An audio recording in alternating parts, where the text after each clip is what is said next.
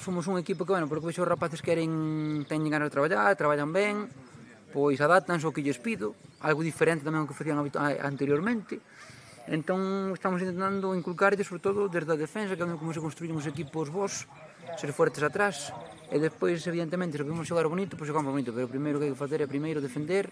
3 puntos e por último xogar bonito. Se xogamos bonito e ganamos, perfecto, pero se non, se son 3 puntos e xogas un pouco peor ou tal, eso é importante, que ao final estamos para cumprir objetivos, para meternos arriba e intentar luchar por o playoff.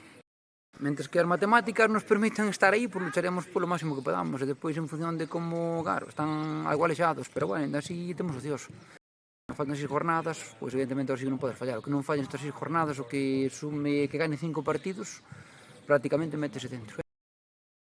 Mi nombre es Valderas y acabamos de llegar con el entrenador Iván Gómez para la recta final de la temporada y a ver si hemos conseguido el objetivo que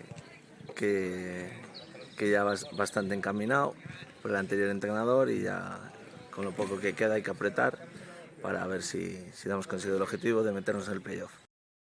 Claro que unos partidos de casa, que nos quedan más en casa que fuera, y fuera de casa también hay que puntuar,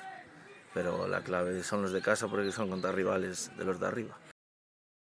Ola, pois nada, chámome Ricky, fui un adestrador das categorías inferiores do Antela, e nada, cando Iván me chamou para falar deste proxecto,